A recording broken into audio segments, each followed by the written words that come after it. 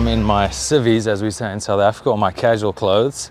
So I'm going to go do a workout. But first, I'm going to give you guys an exclusive tour of the Callaway Truck. You might have seen the American one. I might have hinted at that, but the European Tour Truck's just behind me here. I'm going to meet up with my friend Jason. We're going to get an inside the ropes tour of the Callaway European Tour Truck. All right, we found my friend Jason. He is also a fellow South African. So he's been, how long have you worked in Europe now? It's now been 4 years. 4 years, okay. Counting. So he knows this truck way better than me. I'm going to defer to him on all the technical things and all the fun things, but let's get inside and see what's there. We are now in, what do you call this? The lobby or the Well, I think it's a reception area, half an hour of the putting, Odyssey putting area. So yeah, we got the cool head cover. Oh, what is this head cover, by the way, before we start? That is the open head cover from this year. So I didn't play in the tournament, that's why I don't know what the head cover is. So, but obviously we try to showcase it. It's really cool. I mean, I like that shamrock, and then the tufting on it makes it look like an old wall of a pub or something like that. Exactly. So that's awesome. Good memories. Good memories. Okay. But yeah, so this is basically a coffee area, storage. sitting area. People can just come in, just have a chat, see what's happening, cause trouble, irritate the reps, distract them. Yeah, just anything what you can think of. But you'll notice from the truck, it's quite fun on here. So it's a bit of just family actually. Especially when it's raining outside in the European, out so there, everyone comes in here and causes trouble. Yeah. So then I'll show you one other thing, Mags. Lockers. This wasn't here when I first played on the European Tour. They brought this in about 2019, 18, around there. Somewhere up there, yeah. So I can just walk in here now, boom, grab all my stuff, gloves, balls, caps, which I've grabbed already, so they're already stocking up for next week. It's next week's stuff, so it's all ready. So ready to go next week already. You guys are on the ball, man. That's a weekly thing for us, unfortunately. It's making sure that we're always prepped up, because we're going to Switzerland next week. It's quite an isolated event, so we try and make sure.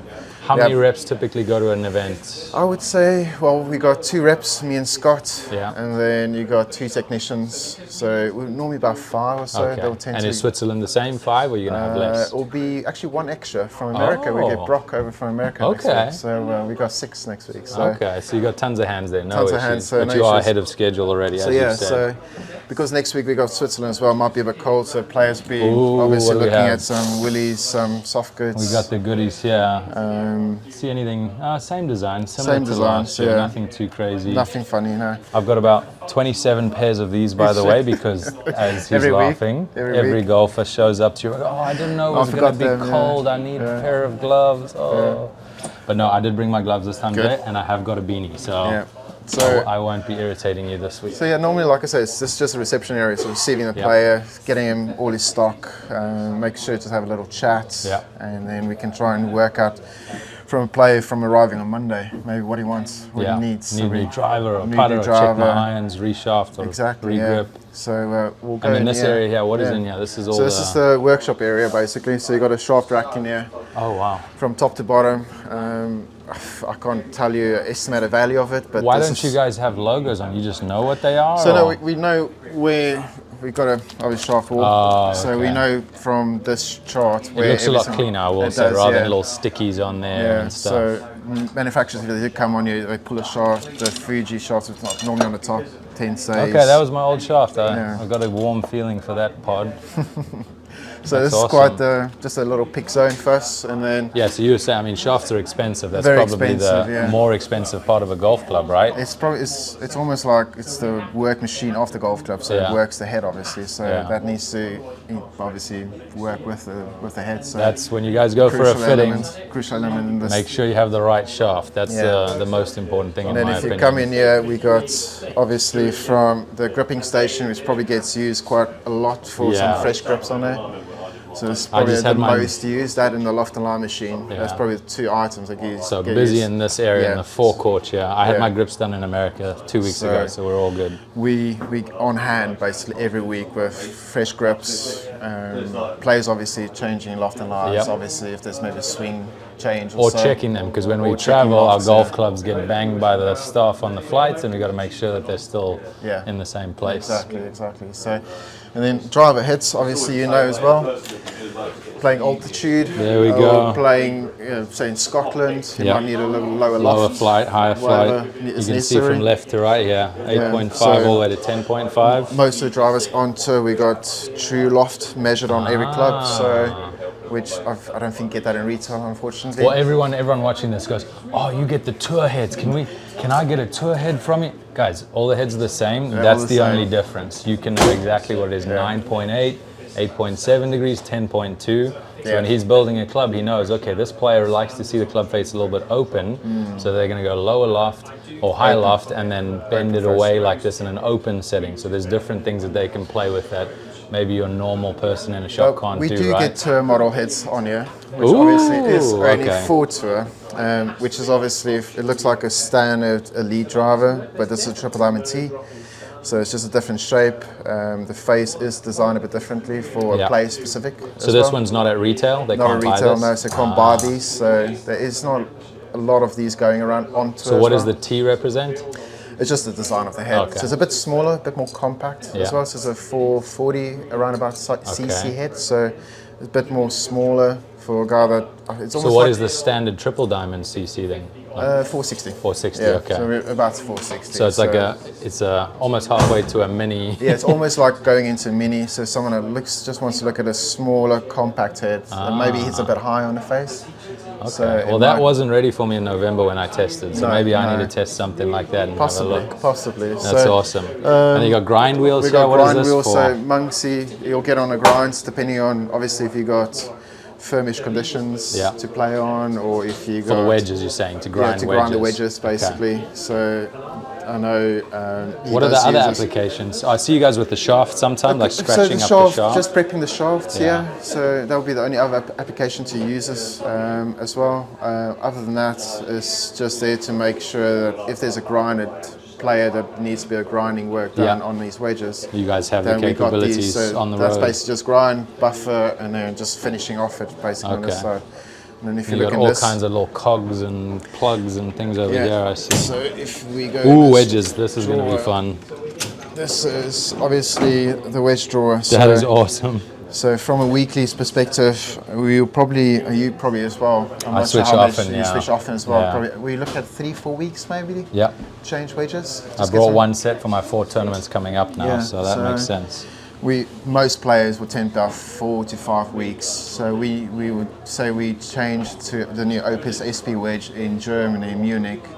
So we know it's about time now for most players to come in and say, listen, can I get a 60 or a 58? And you have enough, because it's early with this new SP wedge, so you guys have enough in stock to supply everyone? Yeah, we have enough. So I haven't switched yet, because I've still got 3 or 4 fresh ones at home of the old Opus, so I'll slowly switch over. So most players... How many different grinds do you have on here? Because I see... It obviously depends on, so if you go from a 60, you'll give S grind, C grind, X grind, W grind. Did I say the S grind? Yeah. So I think it's about 5 or 6. 5, okay. And then you'll know how many players. Some players gravitate to a C or an S in a certain head sandwich. Or I would say percentage-wise, we're probably about 60% of players use a C grind. Okay, I have that in my lob wedge, so I do know that. So lob wedge, yes, more in the lob wedge, not in the 56 or in the 54 or the 52, 50 that go to an S grind. What does the new Opus SP wedge go down into? Can you get a 48 head yet? Or 46. 46? Oh, wow. Okay. So you can get all the way down here. Nice. So I think previous Opus wedge only went down to 48. Okay. Where this one can actually go down to 46. So many guys now going into that pitching wedge, and I still have my iron head to the gap wedge. So you still got a sandwich 11. I used to. I don't have the sandwich, but 11 in my iron head. But that's awesome. And then all those cogs and things in there. What is that? There's a weight. These are basically just obviously swing weight. If we build a wedge, a swing weight machine. It's a swing weight scale on here. So these are the Apex CB, TCBs and CBs. Okay. So the back weights of the iron. So these will have like specific weights. Okay, now do we, as consumers or a normal consumer, can they? No, that's what I thought. You told me that the screw in. So the screw that we have for the driver does not match the irons. By the way, if you guys are trying to tinker at home, you can't do that. Unfortunately not. So on tour, obviously, every player has got a swing weight. Yeah. Now, unfortunately, in retail, it hasn't gone this deep into getting the correct swing weight for players. Yeah. Obviously, if you're over length, the swing weight will go really heavy, but you're under length, you can always put some tip weights in the shaft. That's where guys will put lead tape or screw or try and grind out some weight off of that. So but the over length players, they might struggle getting swing weights. Yeah. Although on tour, there is a couple of players like Gavin Green, for instance. Yeah. His swing was about D5, D6. Oh, wow. So there is players on the heavier side Shorter as well. or standard length, just heavier. Yeah. So it's obviously player specific. What You you see, feel. and this is why I don't come in here and try and tinker, because I'm like figuring all this. When he's saying it, I'm like, D5 is, oh, that's heavy in a That's 9. quite I'm just, heavy, but yeah. like they know automatically go to heavy, light, this, Yeah. that. I just walked in and Jason said to Chin, oh, Chin, can you build this mini driver 2 inches, what did you say, 2 inches short, mini driver, 43 and a quarter 40, cut. yeah, and Chin was like, yeah, I got you. And I was like, dude, how's he going to remember that? I We're would have to write that down. We're in the same wavelength. I would have to write that down. We work every week together. So All right. the boys know. I'm going to stay out of here, but before I leave, what else have we got? So this is actually quite an interesting thing that we've designed in-house. Yeah. This is a loft and lie gauge for a driver, or fairwoods, or even irons. You can put irons in there as well. Where we can actually, so we've got the true loft of the driver, but sometimes if you change the cock setting on a driver, change it to like a -2 on a strong cock, you don't know what the true loft might is, be on it. So this will measure the true loft on it. So you placed it in there, place it on, measures so it. this goes basically the back, this measures the face, basically you just get this and it measures the face. So you can try and understand what the actual loft is after you change the cock. So I saw this machine in San Diego. Yes. And I was blown away. I was like, I didn't even think about it. And that when you place this little 2-dial thing on the face, obviously there's bulge and roll on the face. So it kind of depends where you place that centerpiece. It could be very unique to place it on, because if you place it too high or too low, it can obviously measure different lofts on it. So if you guys picture that, the face of a driver looks like this. If you place those 2 little lines on the side here, or low, it's going to give you a different loft reading. Almost, I think, 2 or 3 degrees what I was seeing. That could be. Yeah. That could be, especially if you go high. It could be. You've got to go really place loft, it in the middle and make sure that you read it. Okay, and then so lie and loft, both of those loft on for it. a driver. When we update your profile that we have on your profile that we have on our app basically for you, so we can obviously then make sure that's all updated. So if you want to have a backup driver for the future, you can come in. They can pull one of those. Pull one out straight in there. Not quite it. Not quite it. Okay. So we can actually make sure it's 100% correct. Okay. But yeah, that's this, and then this is basically the workstation for the boys. So this is where they do the gluing. They obviously use, I think that's lead or some sort, sand lead. So what do you mix that into the glue? Is that mix what that that's into for? the glue? So so just obviously makes it more like sticky, I guess. Basically, just glues it straight in. Obviously, you've got the different cogs, ferrules, obviously tip weights as well. If we were struggling with. So how does a tip weight work? I've never seen that. Does we that don't. fit We don't inside the normally shaft? tend to use this. Yeah, that goes in the shaft. We don't tend to use this often. So it's just adding weight to the head of the club. But that moves CG more to the heel as well. So it's but if need be, need be, because we normally tend to stay to the back weights first. So. Other than that, that's... Yeah, you got a nice little faucet there, random gadgets. I'm not sure that gets used often anyway, so... But yeah, so this is where the fun happens every week for us. As everyone would know, we're quite close as a family in Callaway as well, so... I mean, I 6-7 years now I've been with you guys, and still the same staff. Like Chin is new in my opinion. How long has he been here? Chin's about 3 years, I think. Okay, and then everyone else has had a longer tenure than that. So Scott's been on tour for ages. Monks I think Monks in Shame has been the longest. 20 at least. So 2012 or 13, I think I got an Odyssey putter from Seamus, so it's been a while. Yeah, so we obviously travel every week out with each other. So you guys are a tight-knit group. We have a lot of fun. It is. Totally we have dinners together. We have breakfast together.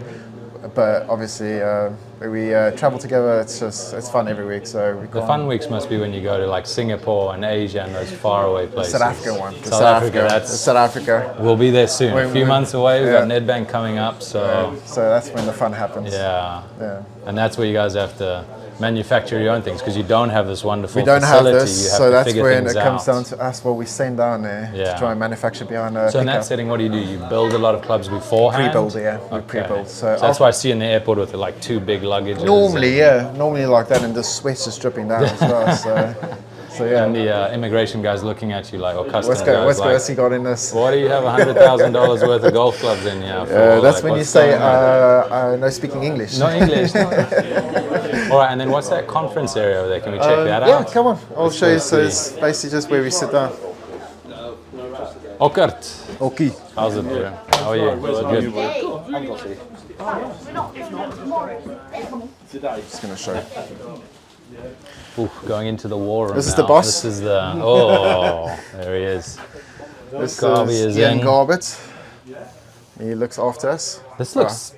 this when did you guys update this? Has this changed at all? Is it new leather or not? It's been for a long time. All the same? Always been the same. Yeah. Ah, okay. Maybe had a new carpet at some That's stage. maybe it, yeah. Or maybe a new tabletop, but in general, yeah, this is how it's always been.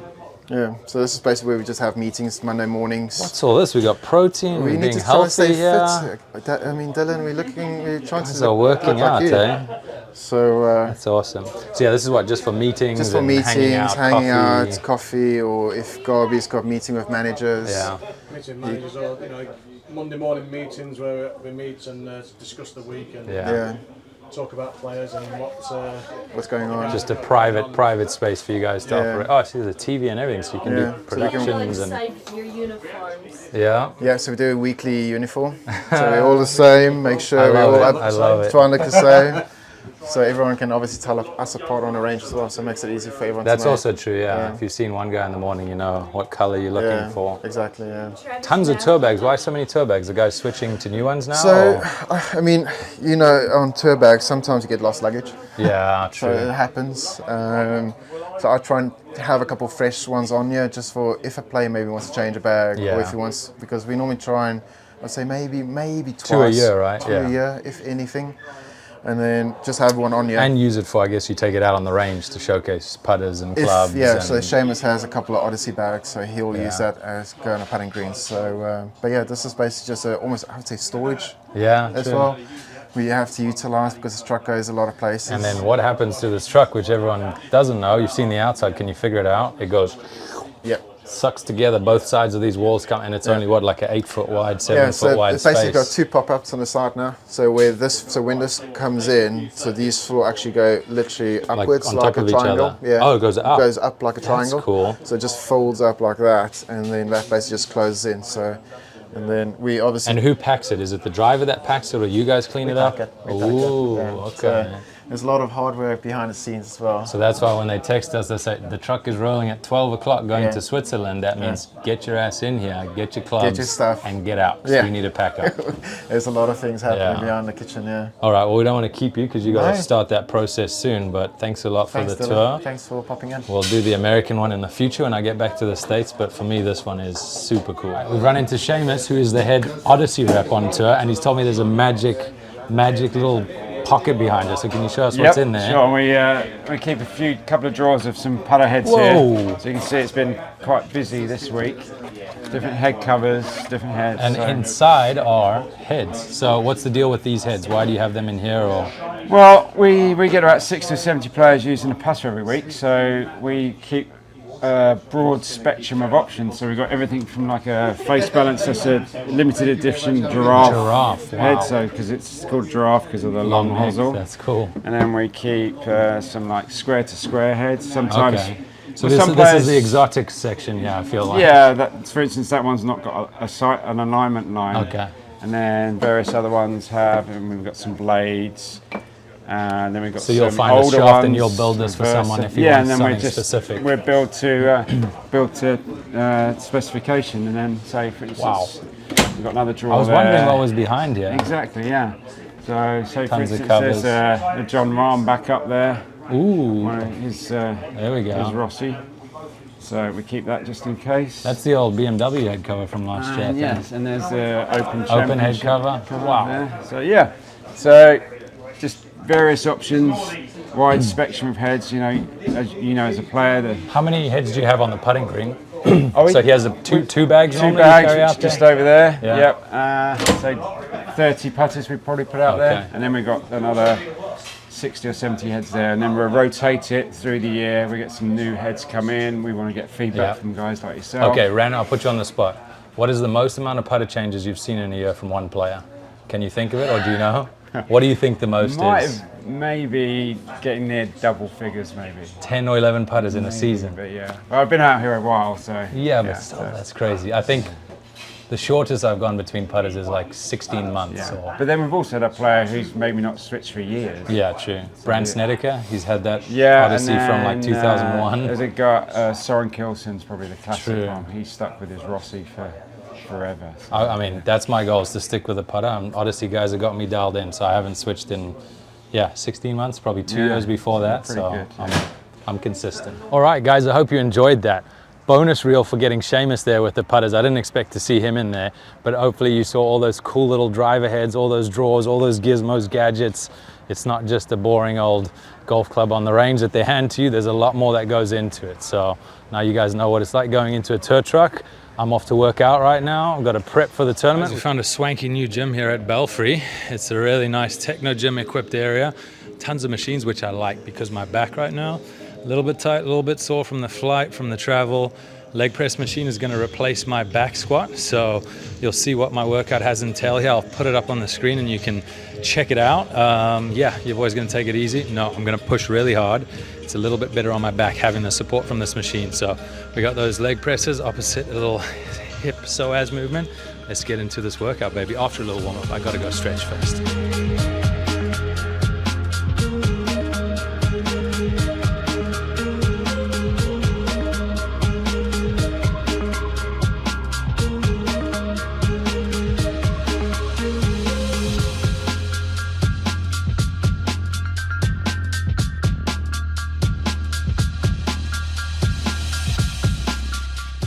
Just got done with a psoas march. That is a surprisingly tough exercise. You can either do it with a mini band around 2 feet where you push and hold the foot in, or you can do it on a band tied to the bench, or a pulley like that. That pulley for me is the easiest way to do it, but it's a great one for hip flexor. Next up, we have a half kneeling single arm dumbbell press. So I'm going to pick up one of these very heavy weights over here and shove it overhead. And that's opposite a new one that I'm doing called cable sword draw. So that's going to be with a pulley again. It's a very random movement, but you guys might like it.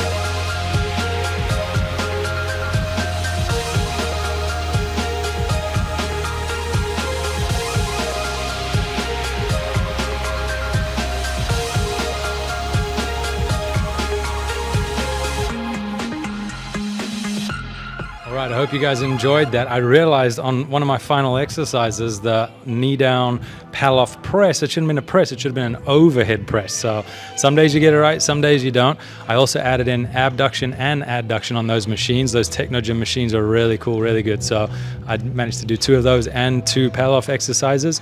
Either way, I got the work done, I added a little extra, and I saw some buddies in here, a few golfers in the background, you see those guys. So good vibes in the gym, fun time today, and it's time to get back out on the golf course and get better out there as well. We've got a bit of a wait on a par 5 here. The 3rd hole at the Brabazon course at Belfry is log jam, just tons of guys on the hole. So we're going to get some time with my man Nikolai von Dellinghausen.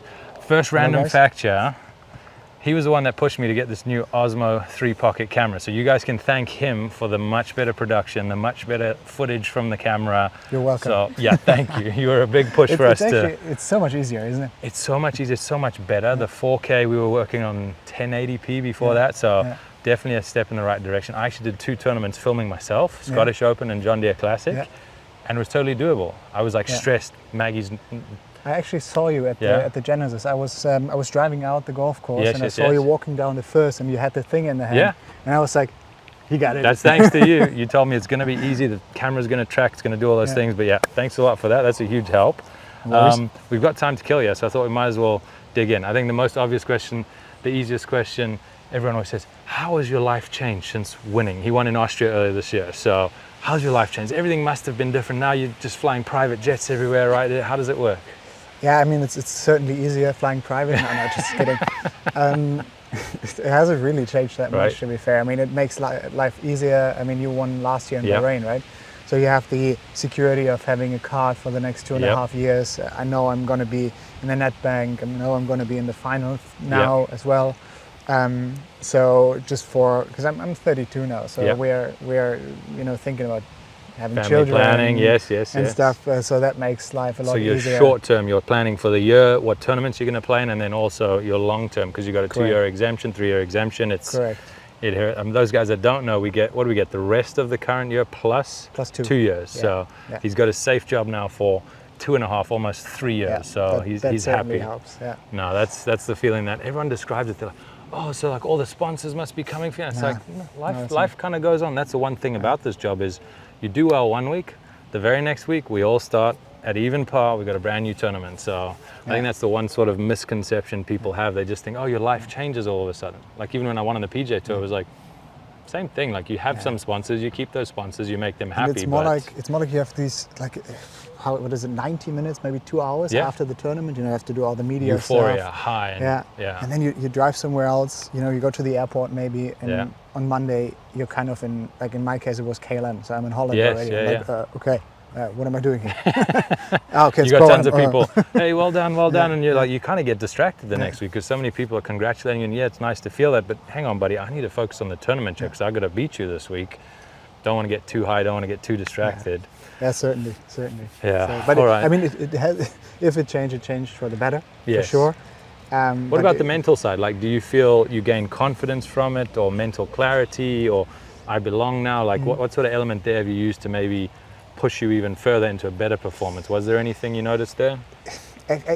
Like in retrospect now, I would say I didn't take enough time to really digest everything. Or reflect on it, And just reflect on it and really gain like the confidence that I probably should have gained out of it. So it's more like a postponed process I'm going through right now, like 2 months later. Do you think I just kept on Is that playing. a German thing or is that a golfer thing, do you think? Because so many of our golfers are like analytical. We just want, the next tournament, the race to Dubai, the world rankings, do you think that's in your nature, or is that a golfer thing, or both? I think it's in my, it's super personal, because I'm not the type of guy going somewhere and just saying, get out of the way, I'm the best here anyways. I'm more the type of guy who really has to convince himself that do the process. He's won here, and that's actually a great achievement. And this what about Challenge Tour? I don't know your history on there. How many times did you win on Challenge Tour? I didn't win. You didn't win on Challenge? No. Came close a couple times, but I never won. No. Okay, never. But you so clearly I skipped that step. Yeah, I mean, you've done well enough to just bypass that and not worry about winning at that level. I think that's a good one for the viewers or the young kids at home. For me, I was taught at a young age, you want to try and win at every stage, learn at every stage, because people just see like, I want to be on the PGA Tour. Someone like, they use Michelle Wie as the best case. She was playing in PGA Tour events when she was 17 years old. For like a lady golfer to go from junior golf in Hawaii to the height of golf is skipping 7, 8, 10 different stages in between. So for me, it's really important to know as your career progresses, can you hang in this group in your city championship? Can you hang at a national level? Yes. Can I win at a national level? Then can I win overseas? Then when I turn pro, can I win on the smaller tours leading way all your way up to like European or PGA Tour? I think that's really important, but you seem to have that mindset as well. Like what I've seen, you're very deliberate, you're very focused. Get the process right, and then those results will obviously lead you in the right direction. All right, so we chatted on the previous hole about like content creation. You helped me with getting this camera. Like, what are your sort of understandings or your theory on social media? Because not a lot of golfers do it. Like, how do you see that little aspect? The thing is, when like my girlfriend she helps me a lot as well. Same as here. Maggie behind the camera. So she has a really well-running social media channel for golf in Germany. So she has like 17,000 people following, which is big for Germany, to be fair. So through her as well, I was thinking about, okay, if I have different pillars for my brand, which is obviously golf, priority number one, very important. what else can I do to increase the value of my brand? Yeah. And obviously, it's reach. So it's what do I stand Eyeballs, for? views, yeah. What do I stand for? You know, what do I want to be seen for? Except for maybe just golf and hitting a ball from A to B. So I think social media is a okay. Is a So great what are tool those for things? that. Tell me, because I haven't done a deep dive into your social media. You said workouts. I know you've said that. You've said golf. Yeah, not really too much workouts. So Yeah. what I really like to do is to give people out there an inside the ropes, basically. So Okay. I think the same that Same, you similar, do. yeah. In Well, a that's way, what you, honestly, you pushed me to do that. Like the little we chatted in the gym 2, 3, 4 months ago, I was like, I am thinking about the right thing here, because you're doing it already, you're seeing the world the same way, so maybe there is an angle here that I can showcase behind the scenes. And I think this is something that people really get a value from. So Yeah. it's more like, in the thing that I live by is basically document, don't create. Yeah. So it's actually, it's nice enough just to document what we're doing. Yeah, you just like put on the camera out practice there, round, do your etc. natural process, and if Correct. people like it, the market will tell you whether that's relevant, Yeah. whether they want to see it. And I think it's a great tool. I mean, the German market isn't big for it. Yeah. I think how many followers do you have on Instagram? Like 30, Instagram, 40? 34, 35,000. Yeah, Yeah. that's amazing. You know. So I have enough. And the interesting thing, looking at the analytics, I got a lot of Americans, a lot of South Africans, even the other day I had Brazil. I had lots of followers in Brazil, and I was like, what? That makes no sense. You but look thanks Brazilian. to the Brazilian fans. Yeah, well, that's really interesting, I think. Any tips you want to give me, bro? I'm happy. He's helped me a lot. You can so give me tips. I mean, we'll definitely link and show everybody your Instagram account, and they can follow you there. Have you started a YouTube channel yet? No, I haven't. Okay, I haven't. so Instagram, what else? Twitter, do you do Twitter? I actually just do Instagram. Instagram at the Okay. moment. I started TikTok, but I'm too old for that. Okay. I don't I like haven't done dancing in TikTok public. either. I was like, I'm not, that's not my thing. No offense to TikTok, but you could probably get way more reach there. But But I should start YouTube. I was thinking about it Yeah. because I think it's worth it. honestly, it's honestly easy. I mean, you get it done. It's not as difficult as I thought, but I guess we got to hit a tee shot now. So hope you guys enjoy that quick little interview. Cheers.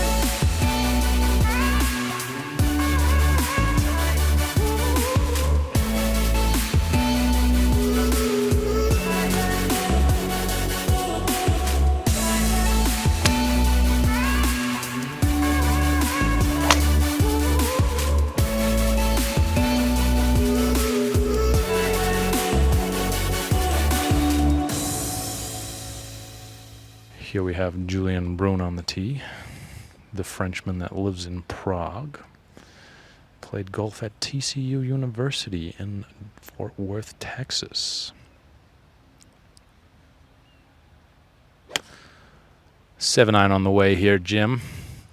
Working this right to left with the wind to the center of the green, and a little shy on distance, but uphill putt coming up here.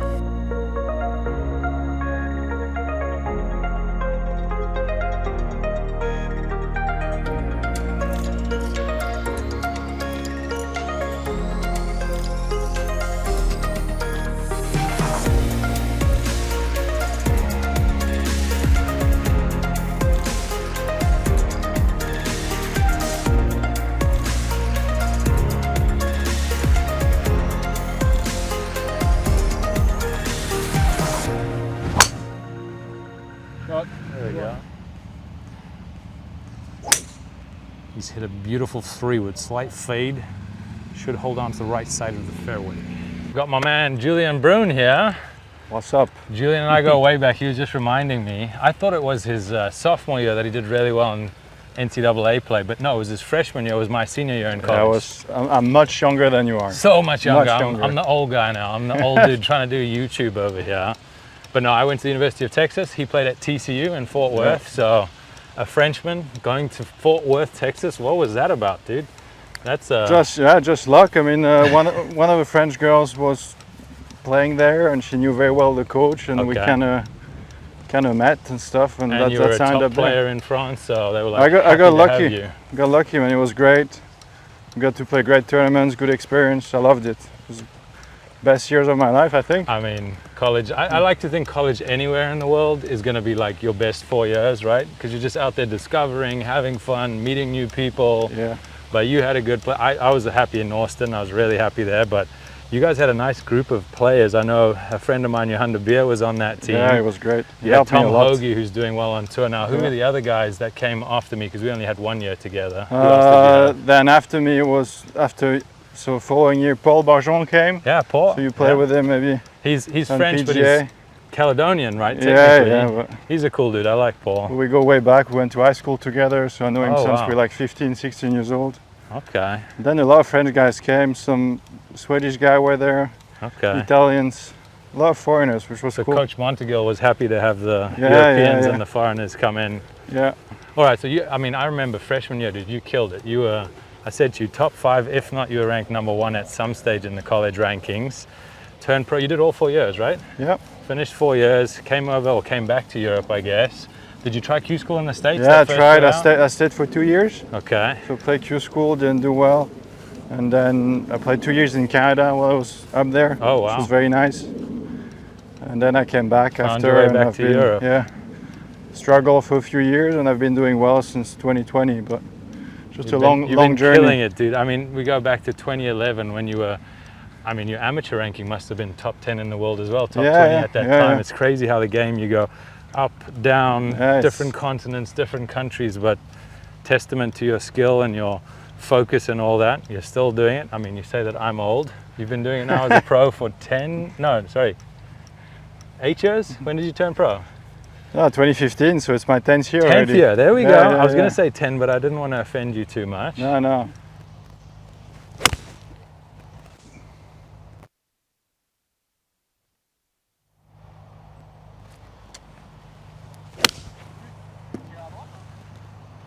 I went left as well. Sit down. I love this man because he lives in my favorite city in Europe. He lives in Prague. I always mention it to him. He's probably like this irritating guy talking about Prague again, but I guess your missus is from Czech. Is that what's the connection? Yeah, there? I mean, she's from Slovakia, so same language as Czech. And she got a job there 6-7 years ago, so we moved there, and it's been great. What do you love about the city? Like, what do you enjoy? It's very easy to travel. The airport is great.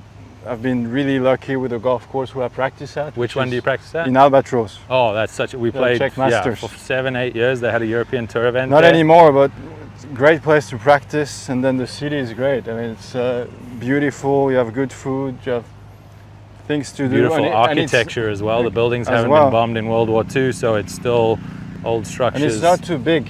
Like, yes. You know, you got some. It's a capital, but it's pretty small for my liking. Yeah. So I mean, it's very easy, convenient.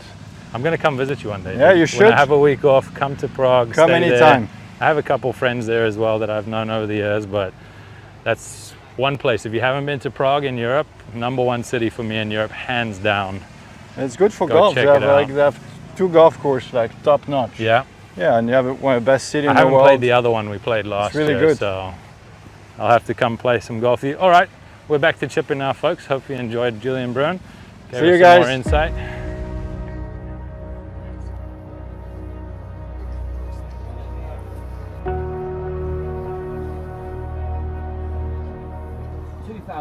Captain right here at the Belfry. Sam Torrance, everybody.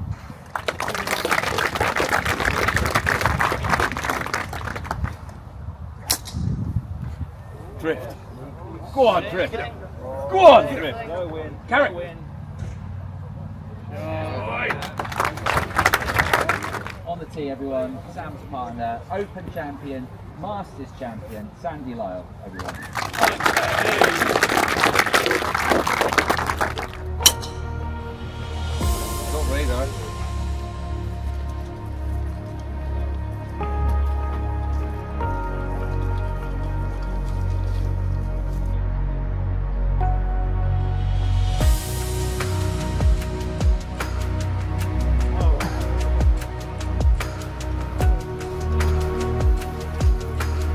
I was out finishing my practice round, trying to get all the intel for the course, but I've caught up with these old fogies over here.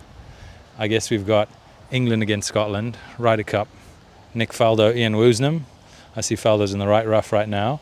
Playing against Sam Torrance and Sandy Lyle. I do like my golf history, so I can't tell you too many nuggets of info about these guys, but I do know they are very revered golfers. And I don't know, Faldo, how many? 5 majors? Am I wrong with that? 5 majors for Faldo. Woosnam, 3, I think. I'm going to go 3 with Woosnam. Sandy Lyle, I want to say 2. You guys are going to have to fill me in the comments to just give me the correct numbers. I don't actually know. And I'm sadly going to get Torrance with 0. I think I'm right with that. So tell me if I'm right. If I'm wrong, let me know. Sadly, not a great turnout here from what I can tell. I think a lot of volunteers are here. See the people in the red shirts and the jackets. I don't know if they've been paid to be out here, but I would have hoped to have had a few more people watching this. They do have it on camera, so there's probably going to be a little live coverage on Sky Sports, or maybe a little recap when the tournament runs. Yeah, this is my first half showed up, so 1 up. Somebody's made a birdie, maybe Sandy Lyle. He's got 1 up on his side. So yeah, I guess the reason why they're doing this is 40 years on from the Ryder Cup. I think they were back-to-back again. You guys need to tell me, my history's not great here, but back-to-back Ryder Cups at the Belfry. I'm just watching these guys play. Sorry, yeah, I'm going to be quiet, but yeah, 40 years on. Guys are playing a little... They're losing their mind out there. Yeah, match play. So this is obviously, or maybe it's not that obvious, but the 40th year anniversary of the 1985 Ryder Cup that happened at the Belfry. So these guys are all part of that team, and that's why they're doing a little fun activation here, having a match before the tournament. I guess trying to bring some nostalgia back to the location and bring some stature to the British Masters, to the tournament.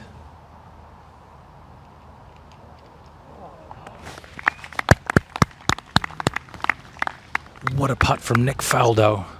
That, I believe, is a par on the 16th hole. I think they win the hole. It's back to all square now. I hope you guys enjoyed that. A little fun walk down memory lane.